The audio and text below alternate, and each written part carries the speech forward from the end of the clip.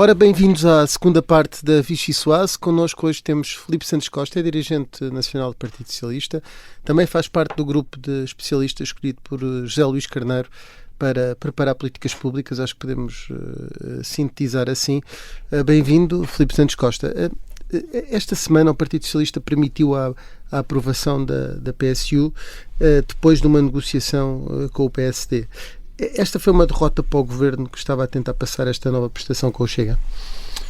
O Partido Socialista aprovou, de facto, a PSU numa negociação de última hora. Os meus camaradas que estão na Assembleia da República disseram-me que só ontem mesmo foram contactados para este propósito e aprovou pela substância, como é natural. Portanto, a PSU é, sobretudo, aqui um ganho de gestão que combina 13 prestações e traz aquilo que, aliás, tem sido uma marca do PS ao longo dos governos, pelo menos durante o século XXI, que é a simplificação, a desburocratização, a aposta na transparência, é um instrumento também de melhoria de gestão e controle interno e que faz parte dos compromissos assumidos entre Portugal e a União Europeia no âmbito do PRR, que previa fortíssimos investimentos, muito avultados, na melhoria dos sistemas de informação da segurança social.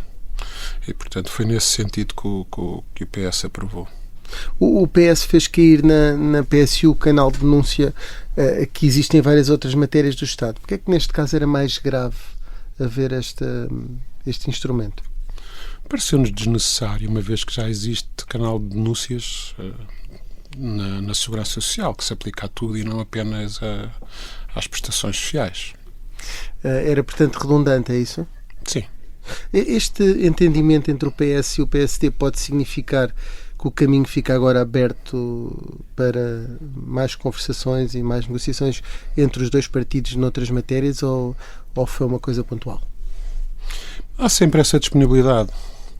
Há pouco referiu que o PSD ou o Governo parecia inclinado a querer aprovar a PSU com o Chega. Tem havido aqui um padrão, em certa medida, do PSD correr atrás das bandeiras do Chega.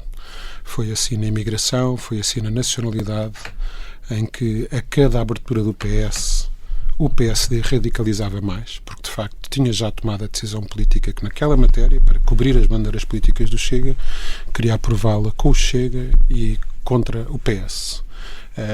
Independentemente da substância, o foco do governo PSD parecia ser a forma. Na lei laboral também foram um bocadinho nesse sentido e agora na prestação social única também foram um bocadinho nesse sentido, um bocadinho correndo atrás daquela conversa demagógica típica do populismo de extrema-direita, que há aqui combater aqui os mandriões, combater aqui as pessoas que vêm para Portugal só para beneficiar dessas prestações sociais, mas porventura esclarecido pela negociação falhada com o Chega na discussão da lei laboral.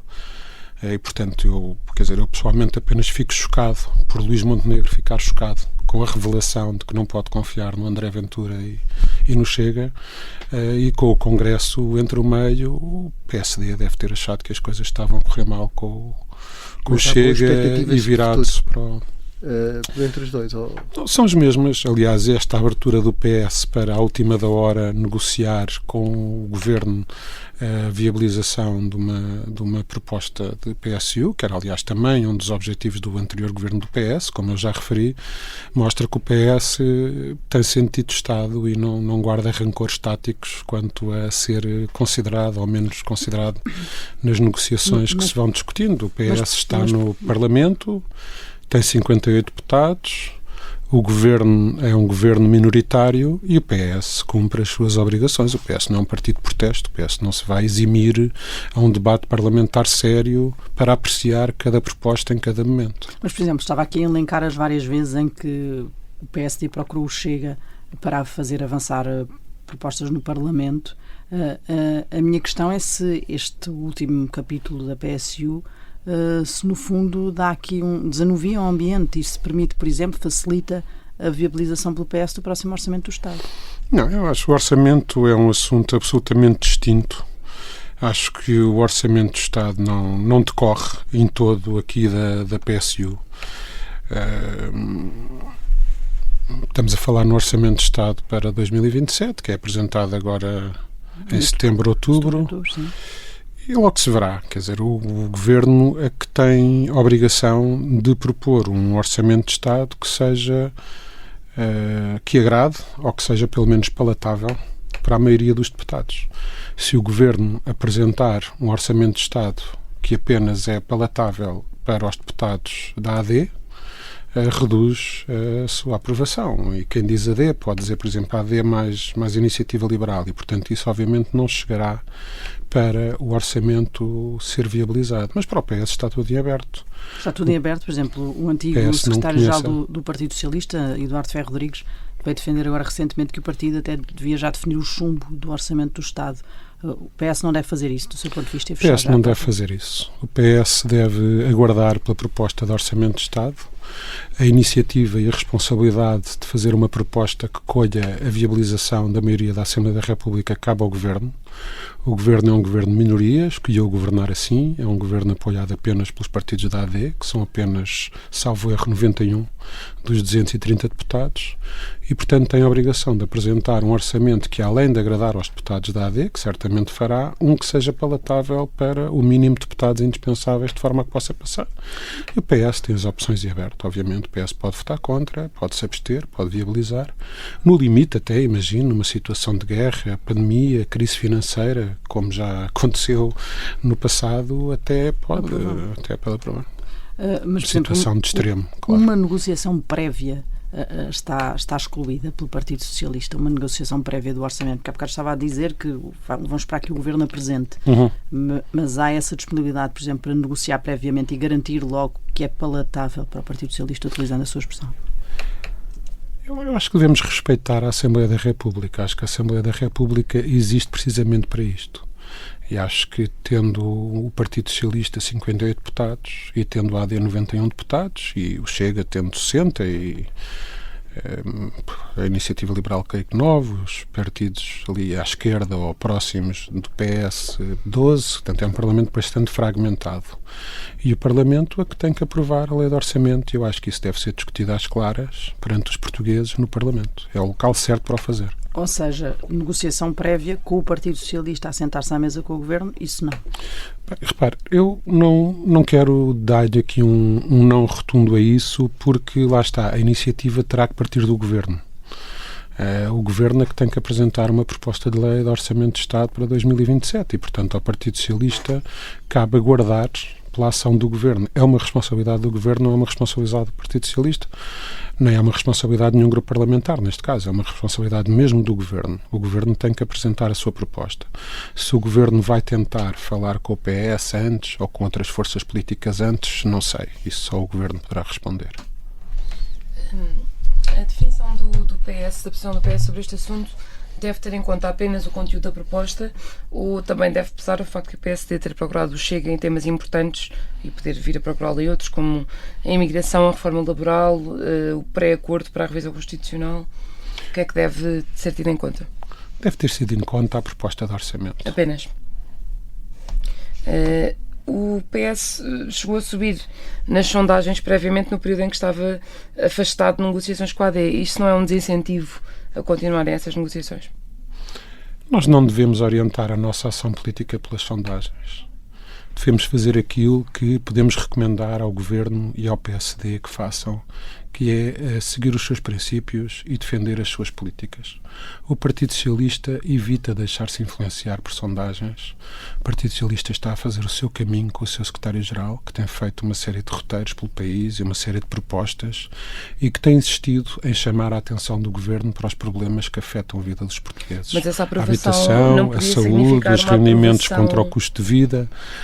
E a questão da aprovação é uma questão de sabermos qual é a proposta que vai ser apresentada, como diziam, se vai ser negociada previamente, se vai ser negociada no Parlamento. Está completamente aberta essa questão. Eu aqui perguntava no sentido de se as sondagens não indicavam que os portugueses gostam de ver o PS num caminho alternativo, não é? Numa alternativa à AD. Sobre as sondagens, o que é que eu lhe posso dizer? Posso lhe dizer que é muito reconfortante ter sondagens em que o Partido Socialista sobe. É muito reconfortante ter sondagens em que o nosso secretário-geral e candidato a primeiro-ministro, José Luís Carneiro, sobe. E é muito reconfortante ver que os portugueses reconhecem nas sondagens, cada vez mais, que o Partido Socialista é a verdadeira alternativa de governo. E esse é o caminho que o Partido Socialista tem feito. O Secretário-Geral do Partido Socialista tem corrido as áreas temáticas e tem corrido o país e tem insistido na sua mensagem. A experiência do Partido Socialista com as sondagens nas últimas 2 eleições legislativas não é brilhante. Nas penúltimas, as sondagens indicavam que o PS ficaria muito atrás da AD. Bom, quase empataram. Nas últimas, começaram por dizer que o PS ganharia as eleições. Afinal, a AD saiu reforçada e o PS, apesar de ter ficado em votos à frente do Chega, até ficou atrás em representação parlamentar, como é amplamente sabido. E, portanto, eu continuo a achar que orientarmos a nossa ação política olhando apenas para as sondagens, ou dando excessiva atenção às sondagens, é a negação da política como ela deve ser.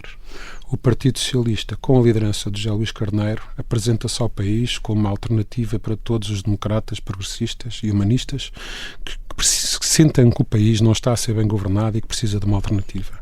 O PS constrói as suas propostas políticas, como foi aliás dito na introdução, em todas as áreas, com um foco muito particular nas 3 áreas que nos parecem neste momento críticas: o acesso à habitação, o Serviço Nacional de Saúde e a política de rendimentos face ao aumento do custo de vida. E, portanto, seguimos um caminho de substância e não apenas um caminho de forma política. Faz parte do grupo de economistas escolhidos por José Luís Carneiro.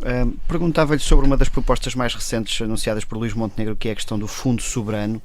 Esta proposta pode vir a contar com o apoio ou viabilização do Partido Socialista?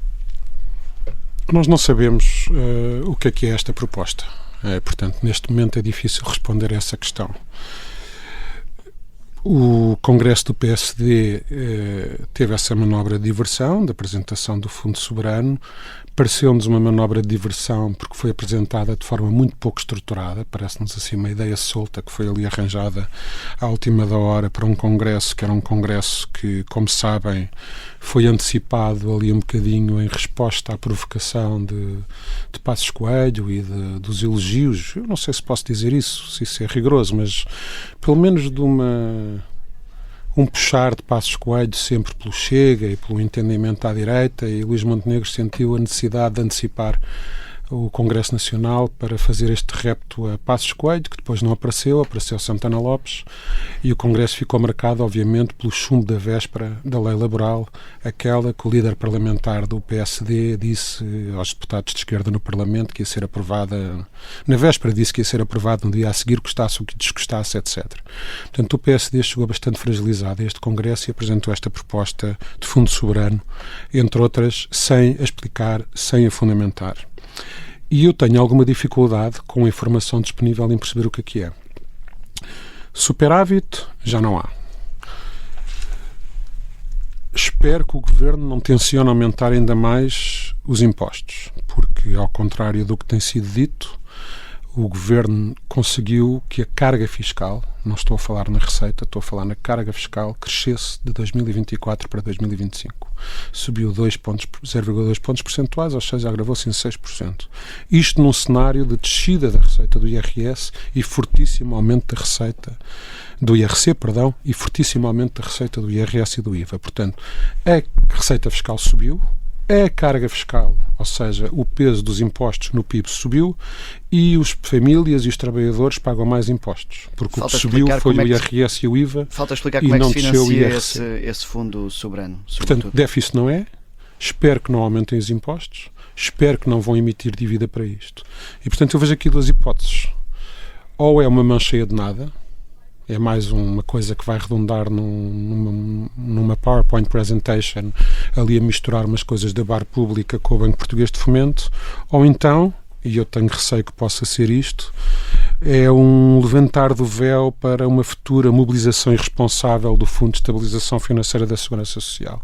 Se quisermos seguir aquele princípio do follow the money, é o único sítio onde me parece que o Governo, até pela sua orientação ideológica de permanente ataque à Segurança Social, à Escola Pública e ao Serviço Nacional de Saúde, pode ter essa intenção.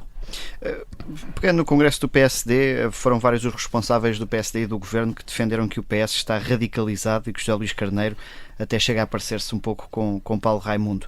Na hora da verdade, o PS está mais encostado à esquerda do que propriamente a uma solução de consenso ao centro?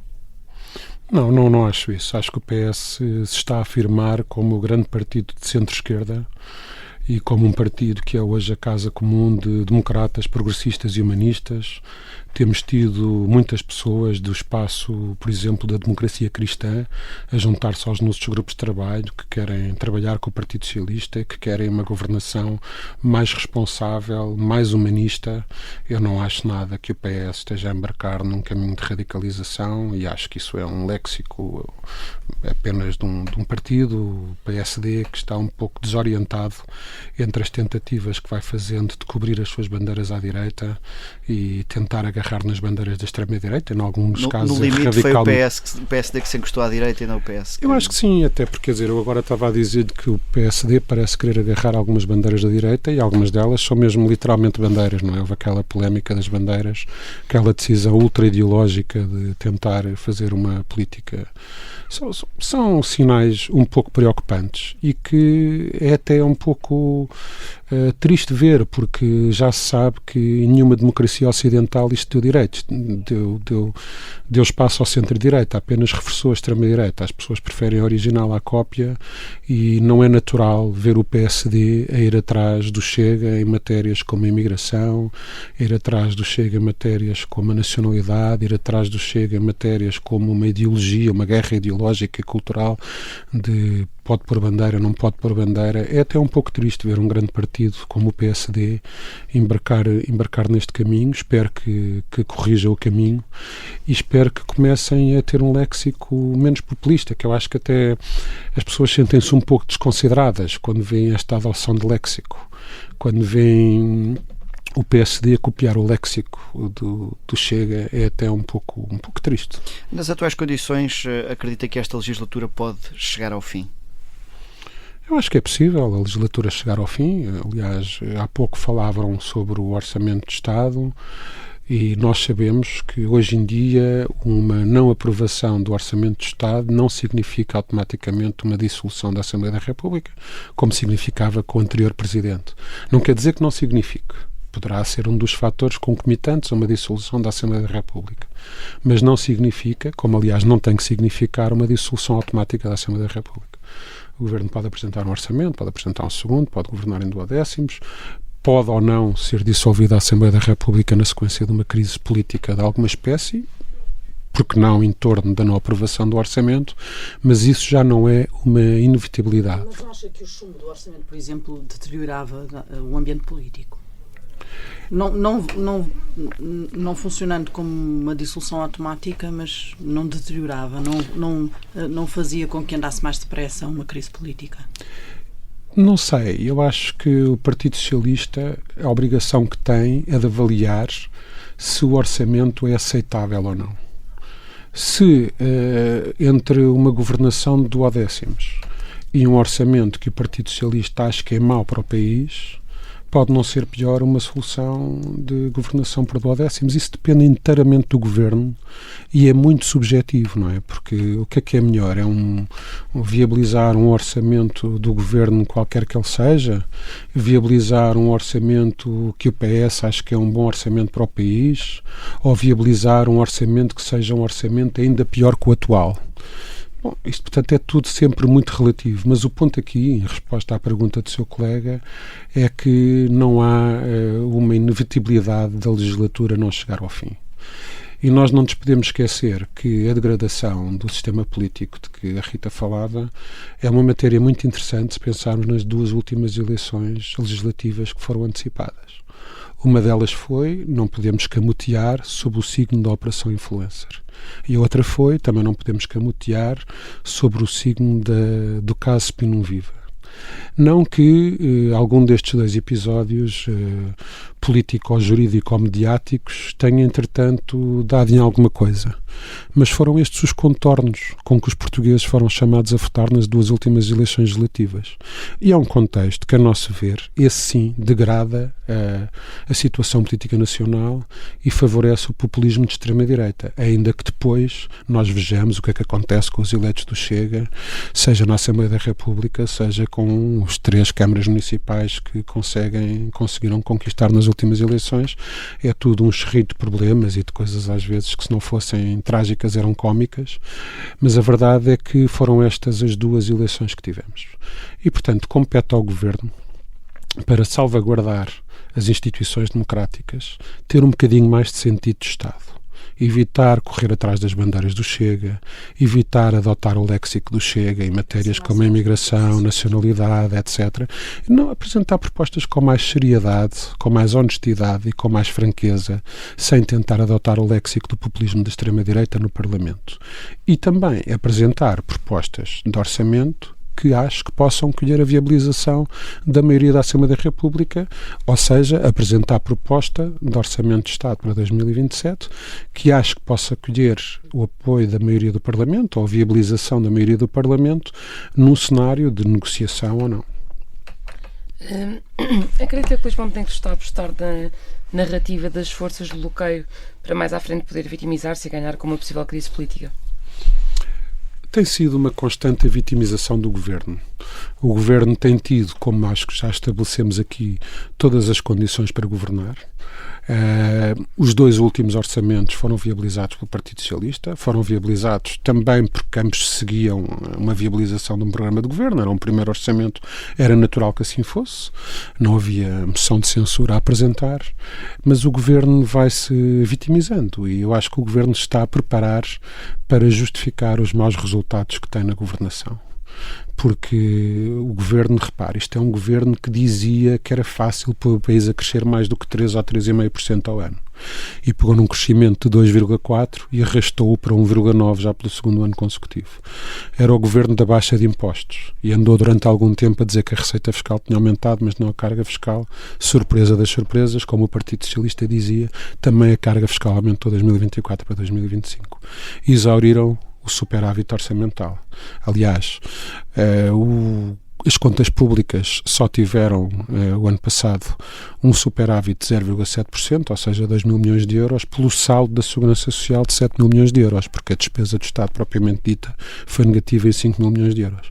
Portanto, as contas estão péssimas, a economia está péssima, os portugueses sentem todos os dias que os seus rendimentos face ao poder de compra se degradam, a crise na habitação, que também ia ser resolvida aos preços da habitação, não está melhor, nem o país está melhor. É que desta vez não só a vida dos portugueses não está melhor, porque os portugueses sentem isso na degradação do Serviço Nacional de Saúde, na degradação dos seus rendimentos contra o aumento do custo de vida, sentem isso na inflação, sentem isso na intransigência do Governo em ouvir o Partido Socialista, quando o Partido Socialista propõe, por exemplo, baixar o IVA para a alimentação, sentem isso, sentem que é um Governo que baixa o IRC, mas carrega no IVA e carrega no IRS, carrega nos impostos sobre os trabalhadores e sobre as famílias, sentem que a sua vida está pior, mas também os indicadores macros do país está pior. Portanto, está de facto tudo pior. E a gestão do PSD, que se tinha comprometido em resolver o problema da saúde, em que se tinha resolvido e a resolver o problema das contas públicas e a resolver todos os problemas com base num crescimento económico de 3,5%, está a falhar em tudo. Mas tendo em conta o que está a dizer, imagina então que a vitimização do Governo não sirva para adotar o modelo Cavaco Silva e tentar uma maioria absoluta. A vitimização do Governo acho que poderá ter como ambição máxima desculpar-se da sua incapacidade e da sua incompetência governativa. Eu acho que o Governo já percebeu que a maioria absoluta não está ao seu alcance. Uma vitória numas próximas eleições legislativas também não está ao seu alcance, porque quem as vai ganhar é o Partido Socialista e José Luís Carneiro. Eu acho que o Governo já percebeu isso e acho que é um Governo acossado, é um Governo em retirada e é um Governo que vai tentar apenas justificar a sua incompetência e a sua incapacidade de chegar sequer perto das promessas que fez com as tais forças de bloqueio que estamos para saber quais são, porque a verdade é que não tem tido motivos de queixa, pelo menos da parte do Partido Socialista. Filipe Santos Costa, estamos mesmo a chegar ao fim. A última questão é porque no Congresso, no último fim de semana, o PSD sugeriu que pode voltar a recuperar a reforma laboral mais à frente. A Ministra do Trabalho virou-se para o Primeiro-Ministro e disse: lá iremos outra vez. Podem vir a existir condições para que o PS possa negociar esta reforma na sua segunda vez? Bom, isto no fundo, quer dizer, não é uma reforma. O que o Governo tenta fazer é uma contra-reforma em relação à reforma que foi feita pelo Partido Socialista nas últimas legislaturas. Aliás, é até sintomático. Costuma-se dizer que o Partido Socialista não fez reformas. A prova que fez é que o Governo está a tentar aprovar uma contra-reforma, uma reversão laboral. Tudo depende daquilo que o Governo apresenta. Quer dizer, se o Governo apresentar uma contra-reforma laboral como esta, com certeza que não colherá o apoio do Partido Socialista. O Partido Socialista nisso foi claríssimo. Se fizer um simulacro de apresentar uma ou duas medidas avulsas que não tenham impacto absolutamente nenhum para lhe poder chamar outra coisa qualquer, não sei. Portanto, com a máquina de comunicação e a torrente de PowerPoints e de eventos e de anúncios que o Governo vai fazendo, é difícil de prever. Mas eu não estou a ver que, permanecendo a Ministra do Trabalho no Governo e voltando a haver uma proposta que seja minimamente sucessora da atual, não estou a ver que haja abertura do Partido Socialista para aprovar. Muito bem. Filipe Santos Costa, passamos agora à fase do carne ao peixe. Tem que escolher uma, duas opções, ou então ficar com fome. Nós não costumamos aconselhar. Aí uma dieta. O primeiro dilema que lhe trago é se preferia ser Ministro da Defesa do Primeiro-Ministro Duarte Cordeiro ou Conselheiro para a Defesa do Presidente António José Seguro.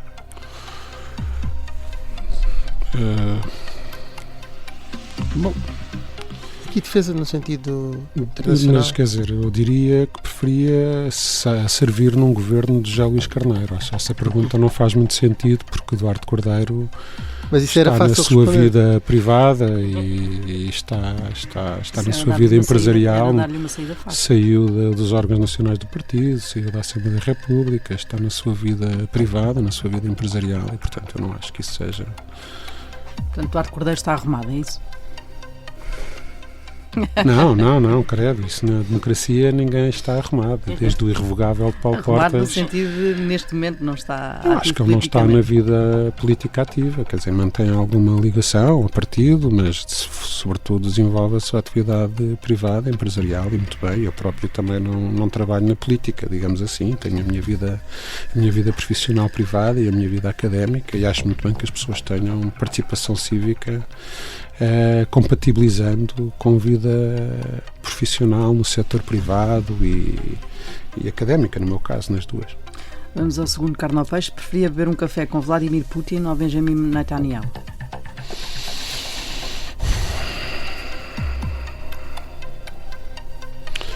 Olha, eu acho que, apesar de tudo, preferia beber um café com Benjamin Netanyahu, porque acho que tinha mais opiniões para lhe dar sobre algumas das coisas que têm sido feitas. Eu não beberia esse café com qualquer um dos dois. Ia ter lá qualquer coisa. Eu não consumir nada nesse encontro. Era o risco. Se tivesse Então, ao aludir ao facto que com Putin era por mais provável que tivesse envenenado. Então, se calhar com Netanyahu, apesar de tudo, havia menos risco de ele ter plutónio ou qualquer coisa assim. Também obrigado por zelarem pela minha saúde. Ficamos com Netanyahu, então. Se tivesse que trocar de lugar com alguém, preferia trocar com o antigo jornalista Filipe Santos Costa, seu homónimo, ou com o secretário-geral do PS, José Luís Carneiro? Eu conheço o meu homónimo e gosto muito dele. Às vezes recebemos correspondência cruzada. Isso já me aconteceu porque havia um presidente do IAPMEI que era o Luís Filipe Santos Costa e, portanto, na altura também havia coisas que não se sabiam se eram para o Filipe Santos Costa da ICEP ou o Luís Filipe Santos Costa do IAPMEI. É quase aqui uma vantagem de anonimato, e como eu não quero que o José Luís Carneiro deixe de ser secretário-geral, porque acho que o país precisa que ele seja secretário-geral para depois ser primeiro-ministro, preferia trocar de lugar com o outro Filipe Santos Costa. E preferia partilhar painel na televisão com Pedro Nuno Santos ou Fernando Medina? Acho que preferia com Pedro Nuno Santos. Acho que seria mais interessante porque haveria mais matéria. Contraste. Exatamente, é por isso. Muito bem, chegamos agora ao fim mesmo do programa com a sobremesa, que é a música que nos trouxe, e queria lhe perguntar o porquê. Escolheu o Radiohead, qual a música que escolheu e porquê? Escolhi o Everything in Its Right Place. É uma coisa sem grande profundidade, é uma coisa quase de ocasião, porque há pouco tempo um dos meus filhos, por eu estar sempre a chatear para arrumarem as coisas, e como eles são um bocado anglófonos, disseram, um deles disse que isto devia ser o meu hino quando ouvimos a música no rádio, e eu achei graça e eu revejo-me um bocadinho nisso, porque eu sou um bocadinho obsessivo compulsivo. Portanto, para mim as latas não basta estarem arrumadas, têm uma ordem, têm cores, são alimentos diferentes. Portanto, tenho esse problema, sim. Gosto das coisas todas muito muito arrumadinhas. São Bento, não é? Toda arrumadinha em São Bento, segura em Belém, tudo. Eu acho que é por isso que eu gosto do José Luís Carneiro, porque ele tem as ideias muito arrumadas, é muito meticuloso, está permanentemente a desenvolver o seu conteúdo político para apresentar aos portugueses e isso dá resultados. Eu, aliás, aproveito para acabar a relembrar que José Luís Carneiro foi eleito e reeleito Presidente de Câmara com um track record impressionante. Ganhou pela primeira vez com 52%, se não me engano, depois foi reeleito com 68%, depois foi reeleito com 75%, e portanto é uma pessoa com provas dadas, eleitorais, e é uma pessoa que sabemos que quando conquista o eleitorado, a seguir o que acontece é conquistar ainda mais eleitorado, e portanto é o líder certo do Partido Socialista, está neste momento a construir uma série de políticas alternativas às políticas do governo, porque é um homem de substância. Muito bem, vamos ver se consegue desse laboratório de Baião transportar isso para o país. Obrigado, Filipe Santos Costa. Obrigado. A Vichy Soares regressa como sempre na próxima semana.